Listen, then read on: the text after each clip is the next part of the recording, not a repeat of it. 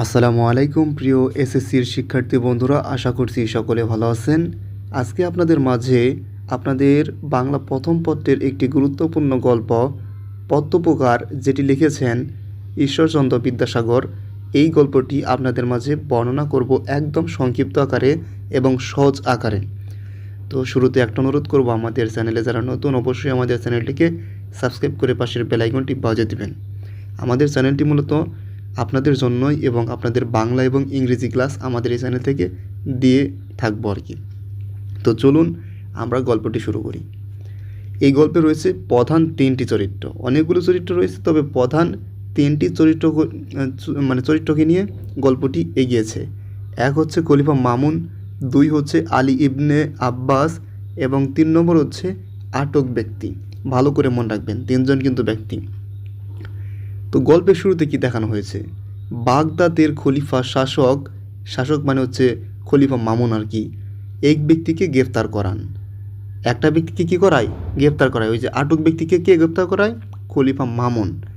এরপর তিনি তার বিশ্বস্ত কর্মচারী আলী ইবনে আব্বাস, তার মানে আলী ইবনে আব্বাস হচ্ছে খলিফা মামুনের কি একজন বিশ্বস্ত কর্মচারী, তাকে নির্দেশ দেন এই আটক যে বন্দি আছে, বন্দিকে নিজের বাড়িতে নিরাপদে আটকে রাখতে। অর্থাৎ খলিফা মামুন তাকে কী কারণে আটক করা হয়েছে সেটা আমরা পরে দেখব, কিন্তু আটক করে কার কাছে দিল হচ্ছে আলী ইবনে আব্বাসের কাছে। তো তার কাছে মানে আর কি রাখতে বলল নিরাপদে। পরে খলিফা তাকে আবার দরবারে হাজির করতে বলবেন, মানে তার কাছে কিছুদিন রাখতে বললেন, পরবর্তীতে তাকে কি করবেন? আবার দরবারে হাজির করবেন। এই কথা বলে তার কাছে কিন্তু আসামিকে দিয়ে দিলেন। তো তারপর কি হলো? তারপর আলীর দুশ্চিন্তা। আলী ইবনে আব্বাস তার কি দুশ্চিন্তা হলো? আলী বন্দিকে নিয়ে বাড়িতে আসেন। যখন আলী বন্দিকে নিয়ে বাড়িতে আসে তখন তিনি চিন্তায় পড়ে যান, যদি বন্দি পালিয়ে যায় তাহলে খলিফার কাছে তাকে কঠিন শাস্তি পেতে হবে, তাই তিনি বন্দিকে সতর্ক পাহারায় রাখেন। এরপর 3 নম্বর কি হলো? পরিচয় জানা। আচ্ছা, কথা বলতে বলতে আলী জানতে পারেন, কি জানতে পারেন? বন্দির বাড়ি দামেস্ক শহরে। আচ্ছা, একটা জিনিস ভালো করে মনে রাখবেন, গল্পটির নাম যেহেতু পদ্মোপকার, একজনের উপকারের মানে প্রতিদান স্বরূপ আরেকজনকে উপকার, তাই না? তো বন্দির বাড়ি মানে যাকে বন্দি করে আনা হয়েছে, তার কাছে রাখা হয়েছে, তার বাড়ি হচ্ছে দামেস্ক শহরে। তাকে যখন তিনি মানে বন্দি করে এরকমভাবে রেখে দিয়েছে, তখন আর কি একটা সময় তার কাছে আর কি জিজ্ঞাসা করে যে আপনি কে, আপনার বাড়ি কোথায়? তখন আর কি তিনি জানতে পান যে বন্দির বাড়ি কোথায়? দামেস্ক শহরে। তখন আলী দামেস্কে নিজের জীবনের এক পুরনো ঘটনা বলতে শুরু করেন। মানে আলীও বলতেছিল যে আমি একবার দামেস্ক শহরে গিয়েছিলাম, বিপদে পড়েছিলাম, একটা লোক আমাকে খুবই সাহায্য করেছিল।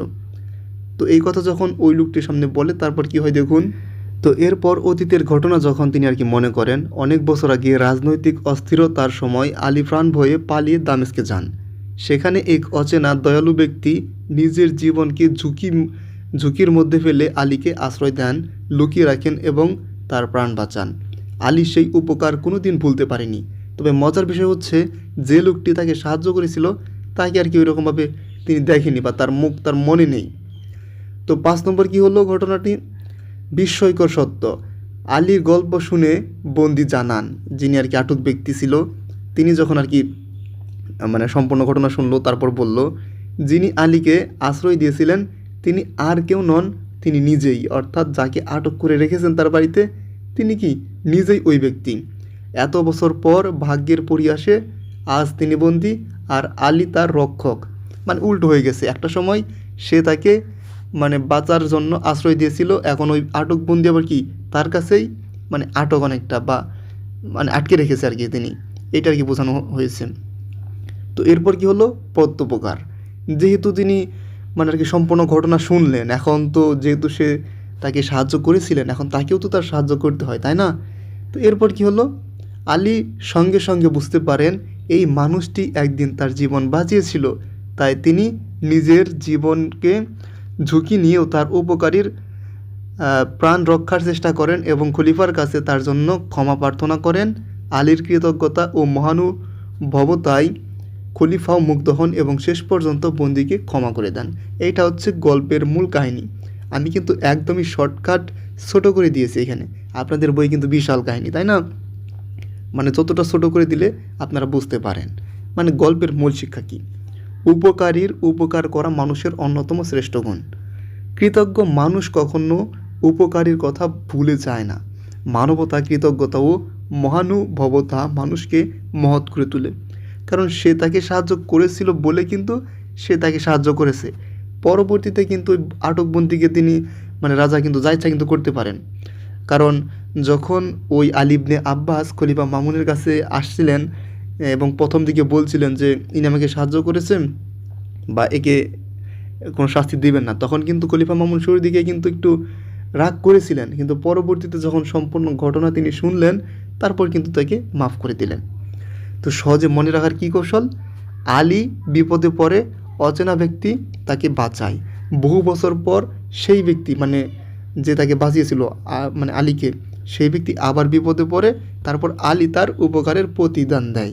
এই যে উপকারের প্রতিদান দিল, এইটাই হচ্ছে পদ্মোপকার। এটাই পদ্মোপকার গল্পের মূল কাহিনী।